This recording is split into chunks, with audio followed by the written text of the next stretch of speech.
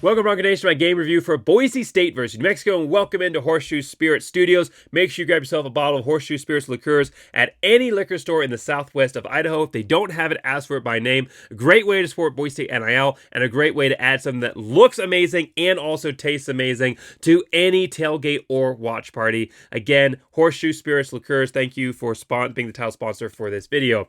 All right. Boise State versus New Mexico. We're going to look at the offense, the defense, special teams. We're going to grade each of those areas and also look at how Boise State did against my keys to the game. In this matchup, overall, looking at the box score, 42-25. A pretty good win for Boise State coming off of a tough game last week versus Notre Dame. But certainly not the way, just like the game versus Notre Dame wasn't so much about the end score, it was about how Boise State played in that game. Versus New Mexico, at least in the first half, this was not the game that Boise State fans were expecting or hoping for in this matchup. It wasn't the huge offensive explosion, first half domination, come out and get Boise State back on track type game. Now, in the second half, Boise State did a great job of responding, but first half, 17-14, this was a close game against a New Mexico team who, granted, is much improved with a fantastic head coach and a very good transfer quarterback coming over from Idaho, both actually coach and quarterback coming from Idaho. However, this is not the type of team that Boise State fans expect to be in dog matches with coming into the second half. We talked about the reason that Boise State fans were so disappointed after the Notre Dame game wasn't that Boise State didn't look okay in that game. Defensively played very, very well. 28-7 isn't a terrible matchup against a very, very good Notre Dame program, but for Boise State fans, it is, because Boise State fans expect and should expect to be a team that doesn't just go out and look okay against teams like Notre Dame, but is a team that goes out and competes, that the teams like Notre Dame are their peers, and certainly not this season. That is what we have seen from this Boise State program. Certainly not at all. And then you come up against a New Mexico team where now you are in a dog match with a New Mexico program, which has traditionally been towards the bottom of the Mountain West. They're still only a 3-2 program this year, and Boise State's in a dogfight with them coming in the second half. However, having said all of that, and we will grade this fairly, we'll look at the things that need to improve, the issues, and we'll also look at the improvements. But looking at the improvements, Boise State did a much better job in the second half and did a great job of responding to adversity. And really, that's what this team needs right now. This is a team going through adversity. This is going to be an adversity-ridden type season. It has already, USF and Notre Dame certainly, and the way things are running right now, there is a very strong possibility that's not going to be the only time. This season is a growing pains type season. It is the true look at a Boise State program without the incredible Ashton Jeanty mask that covered up all of the issues for Boise State. This is an actual, what Boise State actually looks like post Andy Avalos. This is what you should expect from a team that had 4 of the worst years in their school history when they are trying to build themselves back up to being one of the top programs, not just in the Group 5, but in the FBS. And it's going to be a rebuilding type year. I don't think any of us expected as much rebuild as it has been, but that is what this is this season. And for every win that Boise State can get in this season, it is a step towards the next year. I think about this year very much like I thought about 2005. Like, we look back on that season, right? That was a season for Boise State where they had some high moments. They had some really, really low moments. I think we can draw a lot of parallels between what that Boise State team looked like versus Georgia in the first game versus when they looked at Florida State. So for Boise State, 2005, growing year. They built on that season, the taste of that season, and the adversity the team had to work through and how they had to find a way to rally through led them to 2006 and the golden era for Boise State that was on the other side. Now, I'm not saying that this year is going to be 2005. I'm not saying that this is going to be a 9-4 type Boise State team that ends up losing the bowl game. I'm not saying that. Boise State can still do a lot better than that team did, than a lot of recent Boise State teams have done, other than last year, obviously. Boise State has a lot still to play for. They can still go and win the Mountain West. They are undefeated in conference play right now. They've played Air Force and New Mexico, which are not necessarily high bars, but they are undefeated right now in conference play. They can still win the Mountain West. 10-win season is still on the table for them. They still have a couple of shots at that. Playoffs, definitely not what is within their control. Could it still happen? Anything can happen. But for Boise State, there's still a lot to build through. But this is certainly not what you expected from a team that went to the playoffs last year. This is not that type of season. So regardless of the end results for Boise State, this is certainly a step down from last year, and it is a rebuild to the future for them. And this is exactly the type of game that you want for a team that is trying to rebuild to being one of the best programs in college football again. A game where you go out against an opponent who throws everything they have at you, where the weather is not on your side, where even your home stadium is not necessarily on your side with half the fans clearing out because of the weather by the second half.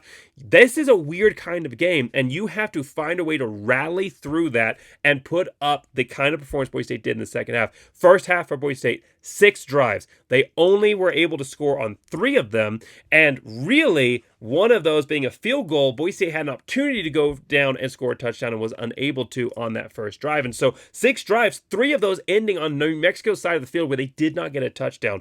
Second half of Boise State, they scored 4 times. On all 4 drives that they had in the second half, they scored all 4 times. Now, we'll talk about it. One of those touchdowns you can't really necessarily say was on the offense, but overall for Boise State, they put themselves in a position to score, yes, a field goal, a long field goal, so a very good play, but then 3 touchdowns for Boise State in the second half, a much, much better performance for them, coming back as a team, special teams, defense, and offense overall. So for Boise State in this game, Maddox Madsen, 21 out of 31 for 226 yards, 2 touchdowns, 0 interceptions. Not the game that will put Maddox Madsen back on the mantle of Boise State fans. This is still not what they want to see. They still need to see more. However, for Maddox Madsen, again, considering the elements, this was a great game for him. Again, this isn't going to change any fans' minds. This second half performance might leave him in a net neutral. The fact that he had a poor performance in the first half may put him in a net negative because fans are going to just look at the negatives and ignore the positives. However, this was exactly the kind of game that he needed. A game where he comes out in the first half and he's not playing his best. Has a couple of high balls, a couple of balls off target. He has a pass batted down. He's not playing to the level that he knows he is capable or that the coaching staff believes that he is capable of playing to. Second half, Maddox Madsen comes out. He plays much, and again, conditions much worse, overcomes all of those, is able to go from 134 yards passing to putting up 236 yards passing overall, so increasing his passing numbers. On my public math, I think I might be off on that. However, being much more consistent passing-wise overall in the second half. Yeah, only 102 yards passing in the second half, but they didn't need him to pass as much because the running game was able to actually build off of the passing. And the passing game came out opening with some really good throws in the second half that the running game was able to then come behind and have a huge pickup performance for a running game that only put up 53 yards rushing in the first half. In the second half, 161 yards, and a big part of that because Boise State got the passing game going. And to end all of this, Maddox Madsen ends with a beautiful touchdown pass on the last drive for him. A beautiful touchdown pass to Ben Ford on 4th down when the pressure couldn't be higher in that moment, and he scores a touchdown, and that's how he goes off, and that's how he's going to go into the game versus UNLV. So for Maddox Madsen, when you're talking about confidence, when you're talking about finding a way to overcome adversity, to have that 0-0 mindset, ignore the mistakes of the first half and move on and have a strong output in the second half, this was exactly the type of performance you wanted to see out of Maddox Madsen in that area, and he's now coming into the UNLV game with momentum. I'm not saying that all the problems with Maddox Madsen are magically resolved after he does a good job of coming back in the second half. He still only put up 236 yards passing against a New Mexico team, which was allowing, coming into this game, 271.2 yards passing per game. Again, weather had a factor in that. But at a certain point, you have to stop making excuses. There are quarterbacks that are able to overcome those elements.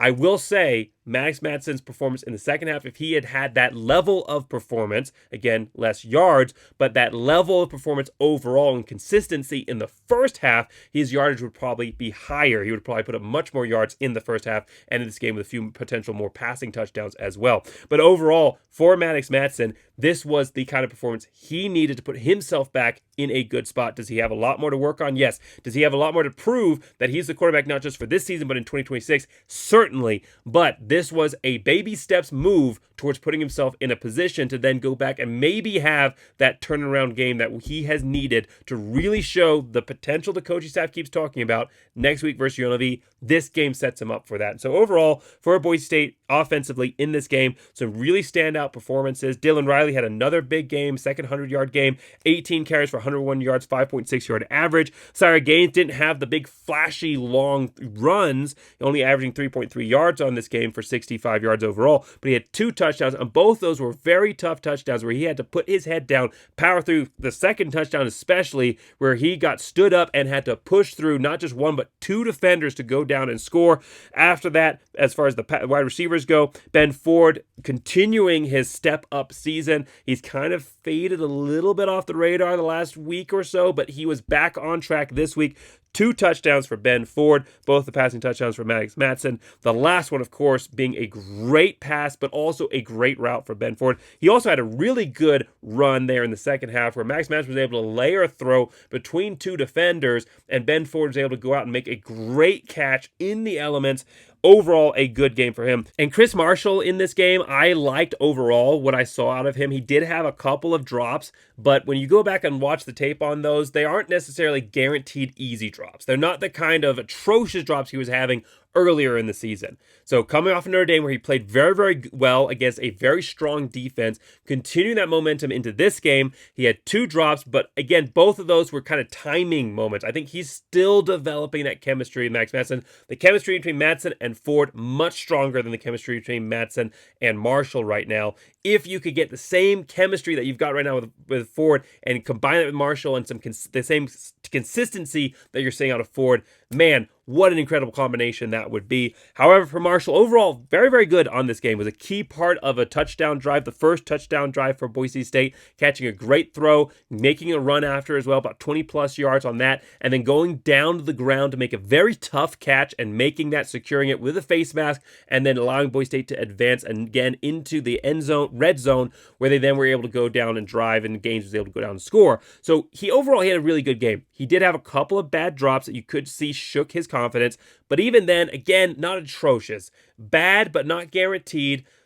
Throws that were, one throw was a little bit high and fast, and another throw that was on a slant route where he had to get his head around after the ball was already thrown. Max Matson threw it before he'd even broken on the side. It was that kind of perfect timing that you want to see. That moment where you can see the chemistry is still not there. The kind of perfect throw and catch that you want to see at this level from a quarterback and wide receiver. Hits him in the hands, but he just wasn't able to get his head around in time to make the catch. Ends up dropping it. You can see that shook his confidence a little bit because he had an opportunity then towards the end of the first half where he could have made a move on a receiver, just lined up just a few yards off of him. Max Matson throws him a ball that's not super low. It's right around the hip level, and he went down to catch the ball. He didn't have to do that, but you could see his confidence was shaking a little bit. But I feel like he was able to regain a little bit from that secure catch, and then Boise State moves down in the second half, is able to have a great comeback as well overall offensively. So I liked what I saw out of this Boise State offense. There are still several issues. At one point, the play callers, the game-by-game analysts said a lot of creativity from Nate Potter and Boise State's offense. That's really not the case. You can tell they haven't seen a lot of Boise State games. What we saw was a consistent Boise State offense, but it certainly wasn't a creative one. Now, they may be finding more creative ways to present some window dressing before the run, but Boise State overall still not creative offensively overall. It's still very much exactly what Nate Potter says it's going to be. A run it on first down, a play action on second down, and then we'll see what happens on third down type of offense. And that's pretty much what you see every single time for Boise State. A lot of runs up the middle. Granted, part of the reason for that is that Boise State just couldn't run it outside. Every time they did run it outside, they were getting tackled for lost yards. That is a big issue right now for Boise State. The fact that they cannot run the ball outside of the tackles, that they cannot do any kind of stretch plays without getting tackled for loss. Their line is getting blown up. This is supposed to be one of the best offensive lines in the country coming back based on returning players, based on what we saw last season, and it just is not living up to that level. Continuing this game, the continued penalties on the offensive line, very unnecessary false starts, holding not to the same level of egregious that we saw versus Notre Dame, but also not the same level of pressure that you have versus Notre Dame. Next week, that pressure is going to be back versus UNLV, the game of the season for Boise State as far as their Mountain West hopes versus versus UNLV. The flags that we're continuing to see right now, literally both on the field, but also the red flags that we're seeing from this program right now, those concern me greatly versus UNLV because I still feel there's a lack of discipline overall for this Boise State offense. I think it's showing up on the mistakes in the offensive line, but also not just that, but being beaten one-on-one. It's just really inexplicable right now how Boise State is struggling this much offensively in the running game when you have this level of talent coming back on the offensive line and the level of talent you have in the backfield. The inability for Boise State to consistently establish the run game. Now, yes, much better in the second half. Part of that's grinding down on a lower level defense that doesn't have the same caliber players as you. Part of that is Max Madsen getting better in the second half and opening up opportunities in the air that then open up opportunities in the run game. But for Boise State to come out in this game in the first half and struggle so much to establish the running game against a New Mexico team, when that must have been the emphasis and focus all week in practice, really, really kind of blows your mind a little bit for what we're seeing on this Boise State program, and that is continuing concern. So like I said, positive and negatives. I liked what I saw in the improvement in the second half. Boise State, 110 yards rushing, right around that number, in the second half versus only 53 in the first half. They certainly improved and made the effort to get better, overcome that adversity, and do what they needed to in the second half. But there's going to be a lot of teams that they don't give you that opportunity to come out and improve in that manner. And Boise State, if they continue to make these mental errors and mistakes and continue to get beat one-on-one like they are doing on the offensive line, which is just very much unacceptable with what this Boise State program wants to do and establish, they are not going to win some of these big Mountain West games coming down the stretch, and they're not going to be able to achieve their number one goal, and this is going to become much more of a rebuilding year than it needs to be. So that really needs to be cleaned up right now.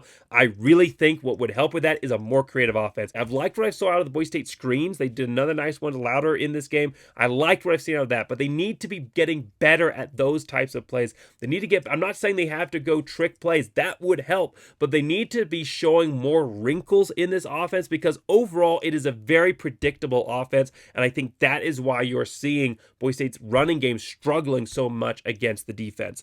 So for Boise State overall in this game, I liked what I saw in the improvements. I think there's still some big areas for concern. I think that Boise State is still struggling to have that consistency in the passing game between some of their key receivers. I think Marshall is still struggling to unlock that next level. I really thought he was going to have a breakout game in this matchup. He played okay, and I liked what I saw, especially in the first half, but he still hasn't unlocked that next level of his potential, and it's not necessarily for lack of trying because Boise State went after him, targeting him in this game, and he had more to give, and unfortunately, whether it was the weather, whether it was just not being on the same page with the quarterback, he was unable to necessarily meet those expectations and use this as a springboard for UNLV. He does play up to the top level competition, so maybe we'll see a better performance versus UNLV, but that is still unnecessarily a concern for me. And then again, the offensive line performance is still a concern. The penalties, still a concern for Boise State. The inability to come out and be dominant right off the bat in the first half, so far from what we saw versus Notre Dame, still a concern for me. So there's a lot of issues that Boise State needs to clean up. So I'm not trying to say that I love this performance and that there's no more concerns. That Boise State fans, you can rest easy because they're going to go out and destroy UNLV. We don't have to worry about anything. There are still a lot of things that Boise State needs to clean up. But overall, for this offense, I liked the improvement. I liked the ability to overcome adversity, and I liked how they ended this game. So overall for Boise State in this matchup, I'm going to give them a B- for the offensive performance. For defensive for Boise State, this was a really, really strong game. Part of the reason that Boise State was able to be dominant in the second half was because their defense was able to shut down New Mexico. In New Mexico, 17-14 in the first half. In the second half, until the last drive of the game, which Boise State had all of their backups in, by the way, in that last drive for New Mexico, they only allowed the one touchdown. And Boise State overall in this matchup held New Mexico to just 231 yards of offense. In the first half, they only allowed 62 yards of offense. Dominant performance. New Mexico's quarterback was the third leading passing quarterback in the Mountain West coming into this game, and he had a career low. That is the third quarterback in a row that Boise State has held to a career low. Now, he had two really nice deep passes that got past the secondary. They had two moments of failure. However, overall, 7 of 17, 115 yards. Again, career low, not just at the FBS level, but also at the FCS level when he was playing for Idaho. Career low for him when he has a minimum of 15 or so passes where he's actually the starting quarterback for the game. Career low for him. Third quarterback. Secondary is not going to get the praise that they deserve, probably on any other media source. I just haven't seen it at this level. The Boise State secondary has turned things around. This is no longer a Boise State secondary that is getting burned on every single play. That is a clear liability to the team. This is the Boise State secondary that I thought we would see coming into this season. This is a Boise State secondary that not only is able to put themselves in position of helping Boise State win some games as not being a hindrance, but is actually one of the main reasons Boise State is hanging around and even dominating in some of these matchups, App State and today versus New Mexico, and is actually one of the main reasons Boise State is winning these games. They have gone from a liability to a strength, and I've seen enough out of this Boise State secondary. I am loving what I'm seeing, and they have turned the corner. If only we could get the Boise State offense to do the same thing, it would be a perfect matchup. But right now, this Boise State secondary overall, again, 7 total completions, 17 attempts, 7 completions, 115 yards, a career low. That is for Jack Lane. Now, when the backup quarterback came in against the backups for Boise State, they were able to go down and have a pretty good drive. He had about 60 or so yards passing on the drive. And so New Mexico overall 182 yards passing in this game.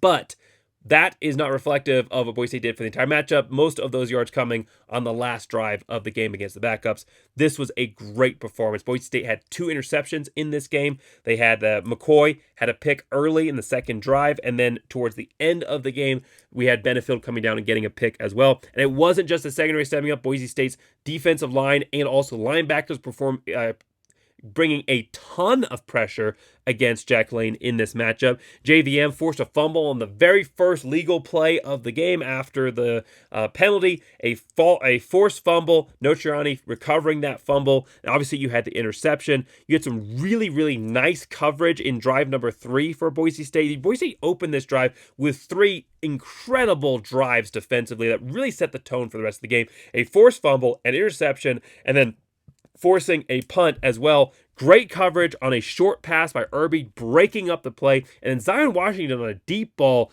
getting back and breaking up the pass as well. Obviously, they were able to go down and have a kick return for a touchdown. So not on Boise State's defense, on the special teams. We'll talk about that in a moment. But then Boise State in the second and drive number 4, they do allow a touchdown. So they allowed back-to-back touchdowns there for a special teams touchdown, and then a defensive score defense allowing a score by New Mexico, where they were able to get a tight end screen down to the goal line, and were able then Thompson to get a touchdown in. But really, other than that, Boise State playing a really, really solid game defensively. Continued that effort into the second half. New Mexico only able to score on a field goal and a touchdown in the second half. So 1 touchdown allowed in the first half. Defensively, obviously special teams, but 1 touchdown allowed for this defense in the first half, and then 1 field goal with the starters allowed in the second half. If you look at what the starters did in this game, they allowed 10 points versus a New Mexico team that was very tough to stop. They are very well coached. They bring a lot of things to the table, creativity-wise. They tried that in this game. Boise State actually blowing up a trick play that was supposed to be a pass back to the quarterback, which forced a field goal on drive number 1 for Boise State for New Mexico in the second half.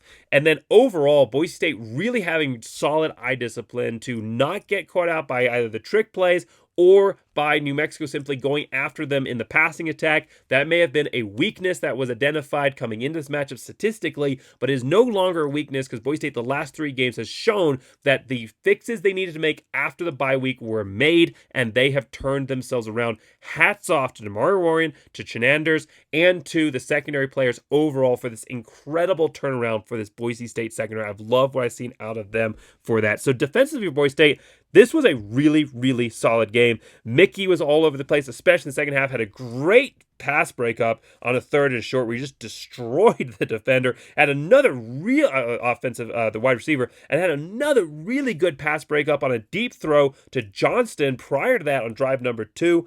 Feely had a couple of big sacks in this game.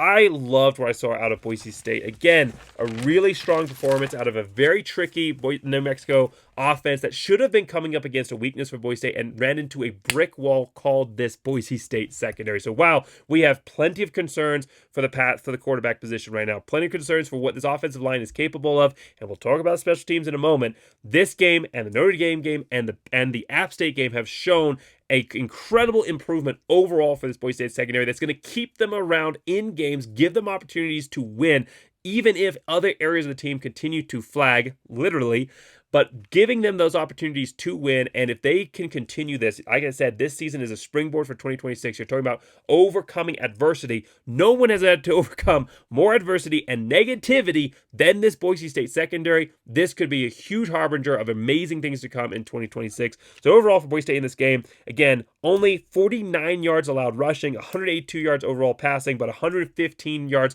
versus the starter and starters for Boise State. So really, 115 yards passing and 49 yards rushing, a dominant performance. Only 10 points allowed by the starters. I am giving this Boise State defense a solid A. If they had not allowed 2 of those long completions, it would be A+, but it's teetering right on that edge. So offensively, Boise State, tough first half, great improvement in the second half, give some things to build on, B-. Defense, incredible performance throughout the game. Couple of moments preventing an A+, but still a really strong game when you come to turnovers, when you come to the overall performance throughout this entire matchup. Special teams, what a roller coaster. Offense, mediocre. Defense, super strong. Special teams, both really strong and super terrible at the same time. Let's get into talking about the special teams. Boise State had a couple of huge moments in the special teams, both good and bad. Starting off with the fact that Colton Boomer didn't just go 2 out of 2 in this game. He kicked a 50-yard field goal. When you talk about somebody who opened up his career at Boise State by missing every field goal he took, what a turnaround. Didn't have any attempts versus Notre Dame, but what a turnaround the last couple of games that he's been able to go out and kick versus App State and now versus UNM. Whatever funk he was dealing with, and again, it's so hard. They talk about kickers being mental cases, right? They really are. I mean, it's not so much about the skill set physically, what you bring to the table. It's about the mental game. Whatever mental block he was working through, it seems to have cleared. Because not only, again, like the defense is no longer liability, but he is giving Boise State an opportunity to actually gain momentum from his performance. That 50-yard kick did a lot of things for the Boise State offense in the second half. I feel like that 50-yard kick gave this offense the feeling that, okay, we don't have to get it into the red zone to do something productive on a drive. We can still kick this ball and make plays from outside if we just give him a chance, and if we go out and even if we're stopped, we can still score. We don't have to be perfect, but we can be good enough and still keep Boise State around in the games. That is a huge load off for a defense that now for an offense that now doesn't feel like they have to go out and do everything and have a perfect play. They can accept a short 4 or 5 yard completion. Max Madison can accept looking down to the shorter dump off play versus feeling like he has to push it down the field into coverage every single play, because now even if they don't get inside the 20 into the end zone, they can make enough of a performance on offense to give them a chance, and the kicker can come out and finish the rest, and it doesn't have to be a lost drive. So that was a massive performance for Colton Boomer. He's finally figured out how to kick on the blue again. Another 50-yarder for him. Obviously, he's had a 50-yarder before when he played us when he was still at UCF. Now, his first 50-yarder as a Boise State Bronco, and I'm hoping that this is the signs of much more to come, and again, him also turning a page. Then you look at Boise State's punting. Their punter, Oscar Doyle, what an incredible performance for him. Not only does he punt twice for a 43-yard average and a punt inside the 20, a punt actually inside of the 3. He went down to the 2-yard line. So not only does he have a great punting performance, but then Boise State lines up to kick a field goal. The offense stalls out, decent drive, stalls out in the second half.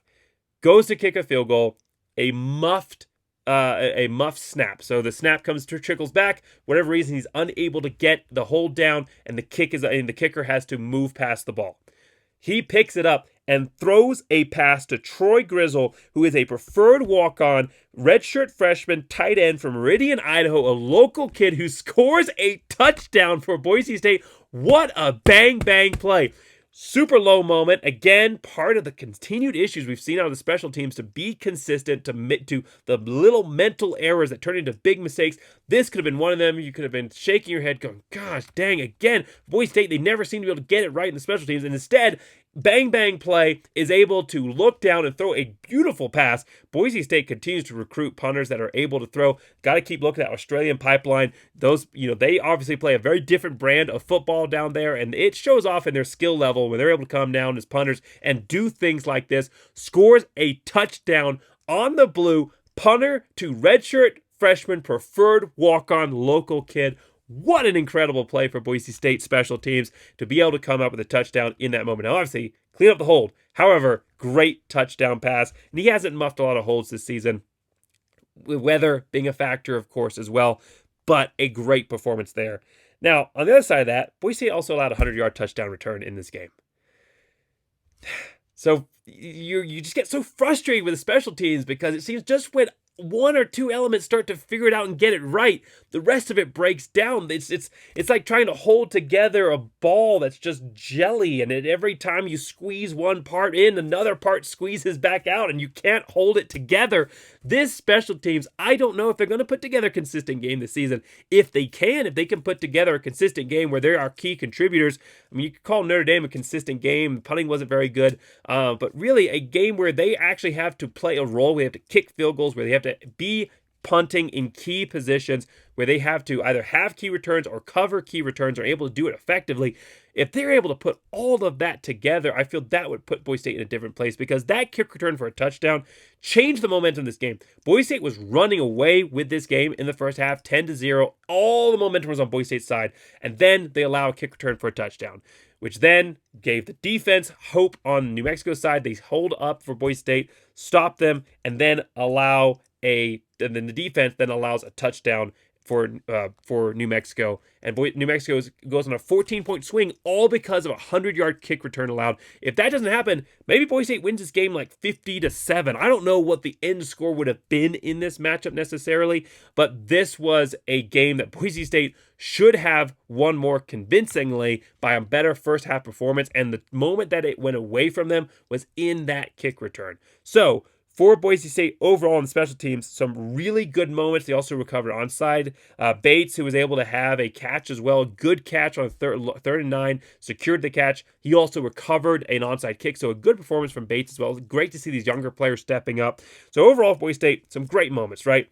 50-yard field goal, some good punting, punt secured down inside the 2. A bang-bang play where they were able to score a touchdown, but at the same time, a muffed hold that should have been a field goal. So that's a mistake that became a positive, but the positive is random chance. You don't control that. What you do control is making the little decisions, the attention to detail. Again, the undiscipline that we've seen on this team so far, the lack of precision on this team overall shows up in that play. Yes, I love they scored a touchdown. That's awesome. But it should have been a field goal because the snap should have been handled correctly, and that again goes to a lack of discipline we see overall. And then you allow a 100-yard kick return for a New Mexico team that coming into this game was 82nd in kick returns in the country. This is not one of the best teams in kick return in the Mountain West. That was his first kick return touchdown for that player. It was also his longest kick return in the FBS. His previous longest 49 yards. This is not like, UNLV has some like DeJesus and guys from last year. That's not what this was. This is a very talented player, obviously. He played well in this game, but this is not a kick return type god, a team that specializes in that. And Boise State allowed a 100-yard kick return that changed the momentum. Luckily, Boise State able to overcome that adversity in the second half and come away with a big win. But that was a huge negative for the special teams. So overall, special teams, I'm going to have to give them a B- as well. You love what you see out of the big moments, but the catastrophic moments continue to be a key element of this special teams performances that, again, versus a team like UNLV or a better team down the road, that is going to be something that you're not able to necessarily recover from. Boise State doing enough in this game, having some stuff to build on, but again, just like everything, besides maybe a little bit the defense, though there are, of course, things to continue to build on with the defense, besides necessarily the defense, offense especially is both doing really good things, but also having a lot that they need to build on as well. So how did Boise State perform against my keys to the game in this matchup? Well, play like your job depends on it. That was a reference to the secondary, who certainly did. So A+ in that area, continuing to show that improvement and consistency. I think we've gotten to a point now where we can look back and say the secondary is doing the right things. This isn't just some fluke games. This secondary has turned themselves around in this, and defense overall has turned themselves around for this program. For the quarterback, he did enough for him. He did enough to put himself back in the right position. I'm not going to say necessarily that he had the game he needed to have from a fan base perspective, but from a player perspective, he did. So somewhere in the B range, I'm probably going to give this an A- overall in that graded area. For key number 2, find the deep ball. Boise State did not. The weather had a role in that, but also it's a porous New Mexico defense. They were unable to find that deep passing game against, continuing to struggle to be explosive in the offense. So an F overall for the passing, for the deep ball. And then don't get out tricked. Boise State was not creative offensively. They won, but they also did not get out tricked by New Mexico. So while they didn't bring any highlight reel trickeration type plays other than a bang bang busted play with a field goal, which was not intentional, well, they didn't bring any highlight reel trickeration creativity offensively to the game. On the other hand, they didn't get beat by New Mexico creativity. The most creative, successful play they probably had was the tight end screen, which is more of a misdirection and a pretty normal play for an offense overall. That ended up putting them down in the goal line. And then they had a touch pass coming across the middle on the tight end that scored a touchdown. Again, both those are creative, but they're not the trickeration type plays we've seen out of New Mexico, and they did stop the one true attempt at a trick play that New Mexico had in this game. So overall for Boise State, I'm going to give that a solid A- as well. So Boise State in this game, what the team needed, not necessarily what the fan base needed. This was not the game the fan base wanted to see, but the game I think this team needed to see. The game that the offense needed to be able to see, to be able to overcome adversity and come out in the second half and have the type of matchup where they make the adjustments they need to and show they are able to overcome a tough defense trying to stop them and be able to come out and be successful. That's what this offense needed to see, to be able to find ways to continue to build up this program and find ways to be able to be explosive in the first half of games going for the rest of the season. That comes from being able to overcome adversity. This entire team was overcoming adversity with the Notre Dame performance hanging over their head. That still hung through in the first half, but they were able to overcome all of that and have a dominant performance in the second half, including offensively for this offense, and that is exactly what the team needed to see. For the defense, this is exactly what they needed to see. Again, proving consistency against a good passing quarterback. This is a defense I'm excited about coming up against UNLV. For the special teams, they saw what they needed to see in that they have a kicker. They were able to see that they were able to be more consistent in the punting game, which had struggled last week, so that's back on track. But the other areas have to be cleaned up. There's still things that need to be built on, but overall, this was the perfect type of game, not a blowout type game where you come in high, but the type of game where you come out with your heads high from a win, but also have enough things that ticked you off and ticked the coaches off about mistakes you made to really focus in on the matchup versus UNLV and use those to build around as teaching and coachable moments to get you prepared. Opportunities that may have gone by the wayside if Boise State had been more dominant in this game. So not the game we wanted, but the game, perhaps to be a little bit Batman right now, the game that Boise State needed. This was the kind of game that Boise State needed coming into their matchup versus UNLV. And so overall for Boise State, I was very pleased by what I saw, and I see a lot of potential. There's a lot of things they need to continue to work on, but I'm excited for the future of this program right now, coming into UNLV, which will be the truest test of the season. UNLV, Notre Dame, obviously Boise State's not at that level, but teams like App State and Air Force and even New Mexico, that's not a good test either. UNLV will be a good test. Is Boise State getting back into a position where they can be one of the top programs in the group of 5? Not necessarily a top group 5 program that can go and compete with a P4 yet. They're still building back to that. But can this be a program that can compete with the top level of their conference and be a team that is competitive at this level and use as a platform to build the next? We will find out next week versus UNLV. Thank you so much for watching. Please let me know your comments in the comments below, your thoughts on this matchup, what your expectations are going up against UNLV. I want to hear all of that from you, so please let me know your thoughts down below. Make sure you like, subscribe. Make sure you get yourself a bottle of Horseshoe Spirits liqueur, multiple different kinds of alcohol that you can choose from. Must be 21 or older to consume. Make sure you grab yourself a bottle of Horseshoe Spirits liqueurs for your next tailgate or watch party. Thank you so much for watching. As always, go Big Blue!